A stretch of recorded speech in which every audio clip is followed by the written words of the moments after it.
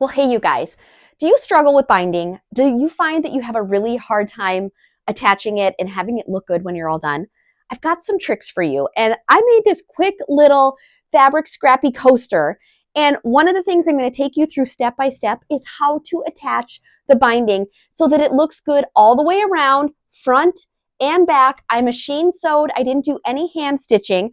So I'm going to show you step by step how to make the entire coaster. And keep in mind, you can make this for any season, any occasion, any time of year. I just happen to be using my Christmas fabric because I love Christmas fabric. So let's get into it. I'm going to take you through the entire project, but especially the binding. And I'm also going to show you glue basting. That is how I get these corners nice and neat, how I get everything to lay flat, how I get my stitching to line up nice and evenly on that back side. So I'm going to show you all of my tips and tricks. And I want you to know, I used to hate binding. I was terrified of it. I didn't know how to do it right. And I figured out this method and it works so well for me. It's how I bind everything that I make that has binding. Quilts, tote bags, placemats, coasters, whatever it might be. You guys, this is the one binding trick you need to know. All right, to get started, start cutting some fabric scraps. I like to cut mine about 1 inch wide. I don't worry too much about the length. I make sure they're all approximately the same. They don't need to be. And then I kind of fiddle around with them a little bit, lay them out on my table so I know which order I want to sew them together in. And again, this is a scrappy project, so just make sure you're happy with the look and the layout and the fabrics that you're choosing. Next, we're going to start sewing these scrap pieces together. So you lay them, start with the bottom, work your way up, vice versa. It doesn't really matter which order you go in. So lay them right sides together and sew along that first raw edge using 1/4 inch seam allowance. That is the seam allowance we are using for this entire project. Okay, once you're done, you're going to open that up. You can kind of just finger press them as you go to press them open.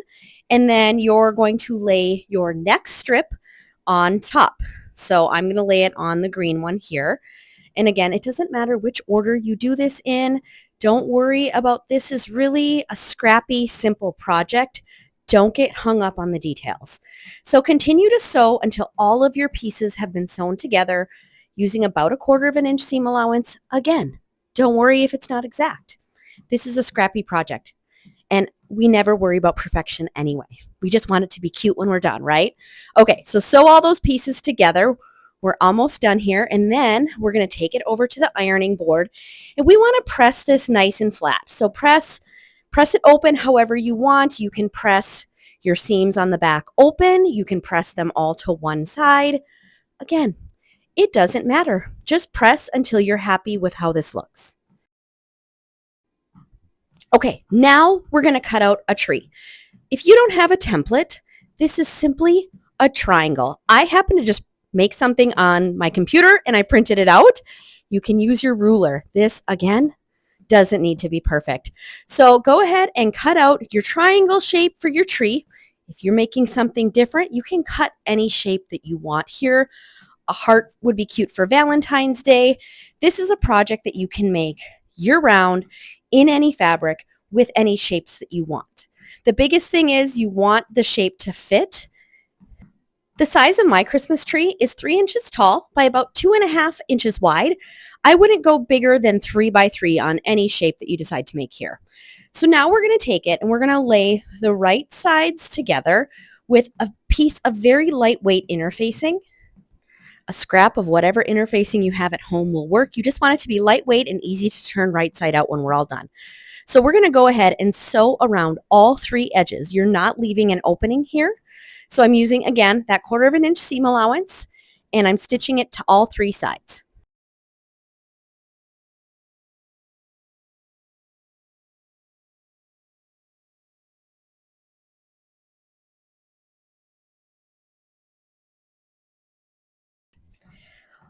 All right, now we're done with that. We need to turn this right side out. Let me show you how to do that. I'm going to clean up the edges first, trim off any excess. You don't want too much bulk in there. And even though the interfacing is lightweight, it's helpful to trim off the excess edges.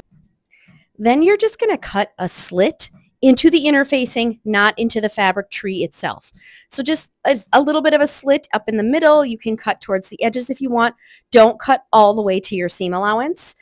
And then you're going to start turning this right side out. I decided I wanted to trim off my corners just to have less bulk in the corners when I turn. Now, a turning tool of whatever you have is going to be helpful.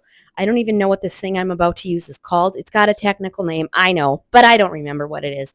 Anything that will help you turn something right side out. Because this is small, it gets a little tricky. And you want to be careful to not poke or rip through that interfacing. So just be gentle as you're doing this. And when you're using a tool that has like a sharp point on it, like this one does, yep, I just poked it through. Don't worry about it. It's not a big deal. You just want to poke along the fabric and not the interfacing to prevent that from happening. So I'm using this here to kind of push out the corners a little bit. And then I guide it like just along the edges to make sure they lay nice and flat.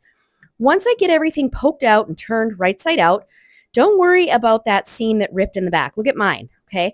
We're just going to fold everything back and we're going to press it with the iron. Now you need a piece of fabric for your front, for the back, and a piece of batting. Fusible fleece, whatever you have will work. Trim all 3 of these pieces down to 5 by 5. And I have mine all sandwiched together. Right sides of your fabric facing out, and then the batting in between. So you built essentially a little bit of a batting sandwich here. Now I want to do a little bit of quilting. I'm going to use this guide that came with my sewing machine. It just goes in the back of my foot. That's going to help me keep my lines nice and straight.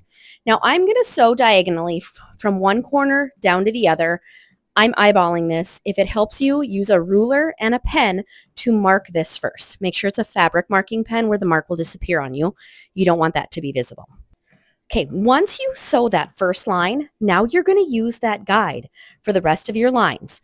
So what you're going to do, see the line there? You're going to put that under the guide, and then you're going to stitch. Essentially, when I do this, I will look at the guide. I don't look at the presser foot or the needle. I follow that guide to make sure it stays nice and straight while I sew down the next line. And then you just keep moving it over. So now we're going to bring the guide over to the line we just sewed, and so on. And we're going to do this all the way across to the corner till you can't really stitch anymore.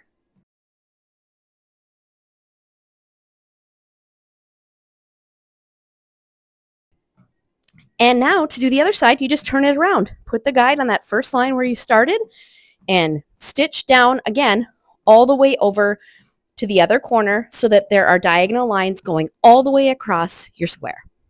And again, you don't have to do diagonal. You can do this any way you want to. All right, I want these to make a diamond pattern. So we're going to go on the other corner straight down again, just like we did with our first line. Again, if you want to draw this, you can certainly do that. It helps. And we're going to repeat that entire process over again by using the guide along the line that we just stitched. And we are going to stitch all the way over to the corner, just like we did before. The guide never moves, so all of your lines will be the same distance apart. So just keep stitching all the way around and then flip it over, do the other side, and your quilting is essentially done. Okay, now we're going to get into the fun part. We're going to add the tree. So I'm going to center this and then pin it in place so that it doesn't move on me. And I'm going to use a very scant 1/8 of an inch stitch to attach the tree to the coaster. So I'm just lining that up on the very inside edge of my presser foot. You're just stitching right along the edge of the tree. Just to stitch it in place, we're going to go around all 3 sides.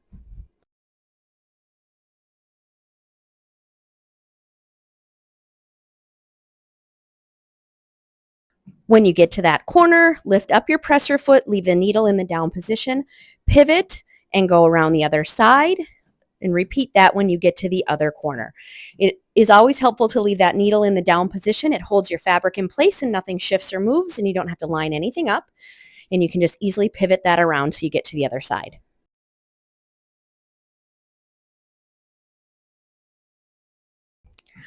So now our tree is attached.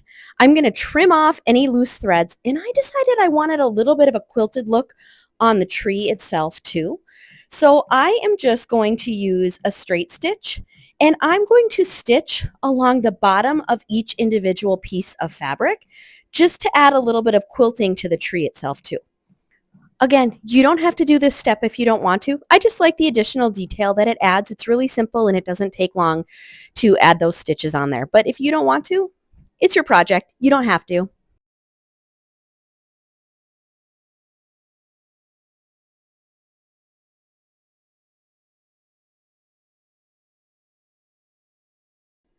All right, now we're going to get a little fancy. And again, you don't have to, but if you want to, this is how you do it.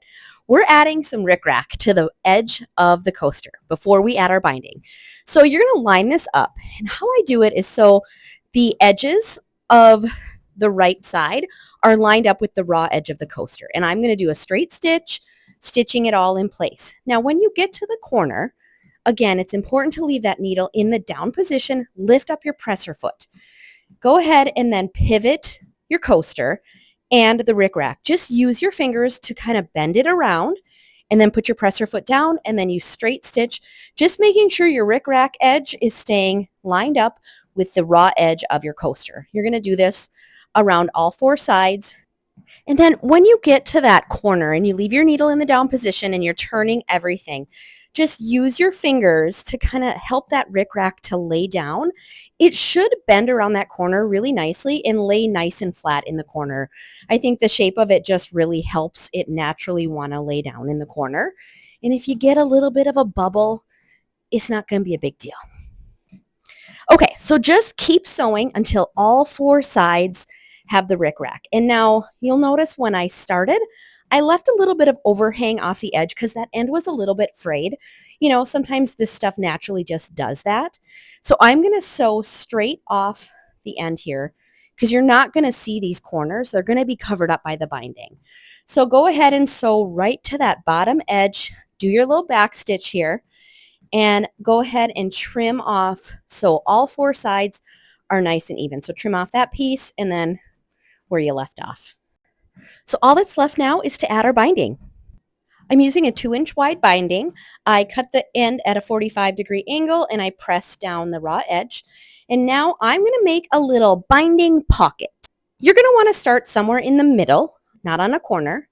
And you want to open up the binding and just sew down a good 2 inches or so. Then you're going to take it from out from underneath your needle, close your binding, like fold it shut, and then start stitching approximately where you left off on the underside. Straight stitch along the edge until you get approximately a 1/4 inch away from the corner. Then I want you to leave the needle in the down position, lift up your presser foot, pivot 45 degrees, sew off that corner, take it from out from underneath your presser foot, and this is where we're going to miter the corners. You're going to fold it back at a 45-degree angle and then fold it back straight down on itself, just like that. Start sewing right at that edge. You're going to sew straight all the way down to the other end. And again, you're going to stop when you get a 1/4 inch away from the edge. Leave the needle in the down position, lift up the presser foot, sew off at a 45-degree angle. So you're sewing straight off that corner. Don't worry about back stitching here. This is just to help you get a perfect miter in the corner. Take that out from underneath the presser foot.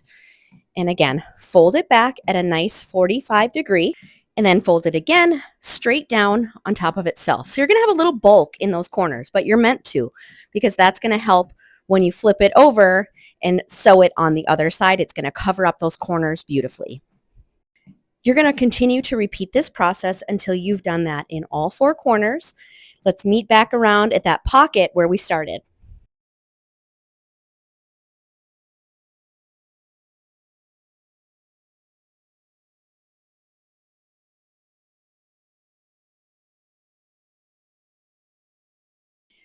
Okay, we are almost to where we started. So just leave your needle in the down position, trim off the excess, leaving about an inch of a tail that's going to tuck right into that pocket. Open it up, just tuck it down, make sure everything is flat, there's no bulk, and continue to sew straight down until you see where you started stitching. Make sure you back stitch to finish that off so everything is held in place and nothing is going to come undone. And now what we're going to do is trim off any threads. If you see anything hanging or dangling in your way, go ahead and clip those. You're going to pop that binding kind of around to the back side. So just open it up, pressing in all the corners, and we're going to do some glue basting. I like to give my binding a quick press all the way around the edge before I start glue basting so everything is laying nice and flat and there are no wrinkles. Now I'm going to use this Roxanne Glue Based It. You can use whatever glue works for you, and when you heat set this glue with your iron, it will not be sticky, it will not gum up your needle.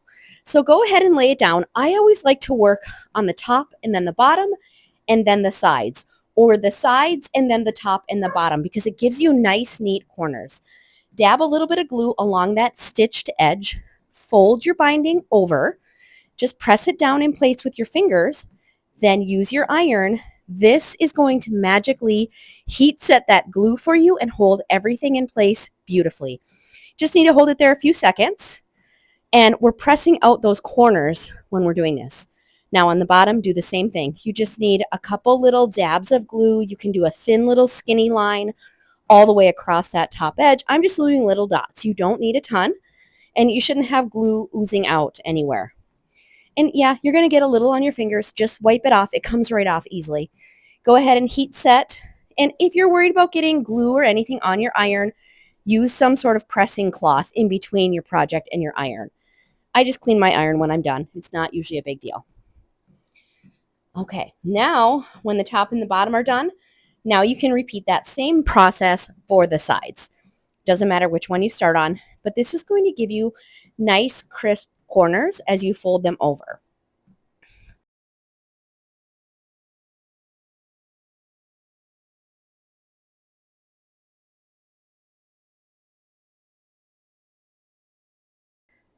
Once you're done with all four sides, then you need to take it back to your sewing machine, and we're going to do one last stitch all the way around the edge. This glue is a temporary bond. It will not hold permanently. If you put this in the wash, that will all come out. Before you sew, take a look, make sure everything looks as it should. You have a nice clean edge, and we're going to use our stitch in the ditch foot. If you don't have one, a regular presser foot will do. You want to make sure to start with your needle in the corner where the binding meets, right up here at the very top. And I'm using my stitch in the ditch foot. You can kind of see it lined up along that binding edge. You're sewing in the ditch, which means you're stitching right along where that rickrack and the binding meet. You're not actually stitching on the binding itself. But if you stitch right here, you should be picking up the binding on the back side as you're stitching on the front. Some people do like to cut their binding a little bit wider, but I find when I iron and glue based, I have plenty of edge because you just want to catch the lip of that binding on the back side. And again, there are many ways to do binding. This is how I like to do it. This is what works for me. If you have a different method for attaching your binding, if you'd rather hand sew it, by all means, do it in whichever way makes the most sense and is the easiest for you. There is no right or wrong way, and don't let anybody tell you different. All right, I'm just going to keep stitching in the ditch all the way around until I get back to where I started, and that's all there is to this.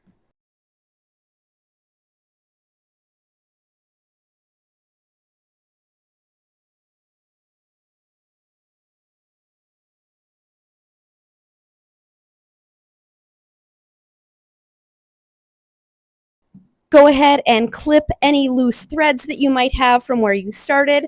Check on the back side to make sure you captured all of the binding in your stitching along that edge, and we did. It looks great.